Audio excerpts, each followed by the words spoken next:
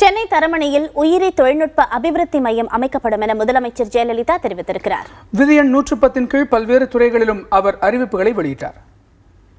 பேரவைத் தலைவர் அவர்களே, சட்டப்பேரவையில் விதி எண் 110 கீழ் தொழில்துறை குறித்த அறிவிப்புகளை வெளியிட்ட முதலமைச்சர் ஜெயலலிதா தொழில் வளர்ச்சியை மேம்படுத்தும் வகையில் சென்னை தரமணியில் 12,000 சதுரடி பரப்பளவில் உயிரி தொழில்நுட்ப அபிவிருத்தி மையம் நிறுவப்படும் என அறிவித்தார்.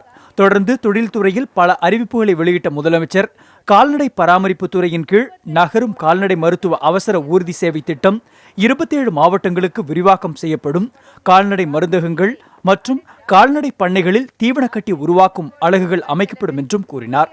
வணிகர் நலனுக்காக அரசு வழங்கும் தொகுப்பு நிதி உயர்த்தப்படுவதாகவும் முதலமைச்சர் ஜெயலலிதா அறிவித்தார்.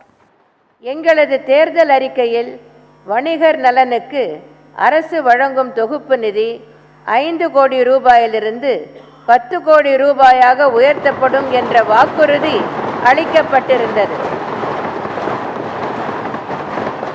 அதனை நடைமுறைப்படுத்தும் வகையில் வணிகர் நல வாரியத்தின் தொகுப்பு நிதி 5 கோடி ரூபாயிலிருந்து 10 கோடி ரூபாயாக உயர்த்தப்படும்.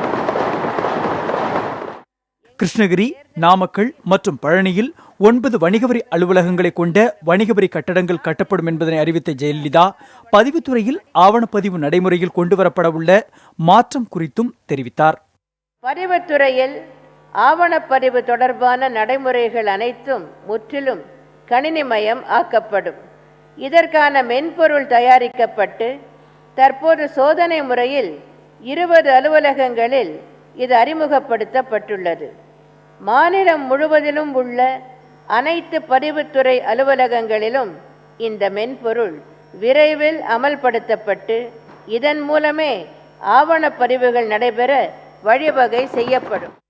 வேளாண் துறையின் அறிவிப்புகளை வாசித்த ஜெயலலிதா இந்த ஆண்டு 10 குதிரை திறன் கொண்ட சூரிய சக்தியால் இயங்கும் மோட்டார் பம்பு செட்டுகளுக்கு 80% மானியம் வழங்கப்படும், வேளாண் இயந்திரங்கள் விவசாயிகளுக்கு வாடகைக்கு வழங்கப்படும் என்பன உள்ளிட்ட அறிவிப்புகளை வெளியிட்டார்.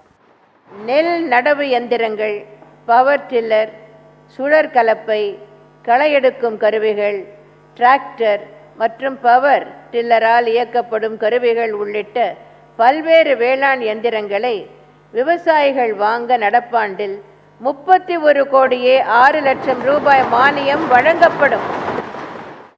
இந்த ஆண்டு 20,055 ஏக்கர் மானாவாரி நிலங்களில் ஒருங்கிணைந்த பண்ணைய முறை பரவலாக்கப்படும், பூச்சி மேலாண்மை உத்திகளை பின்பற்ற விவசாயிகளுக்கு புது திட்டம் செயல்படுத்தப்படும் என அறிவித்தார்.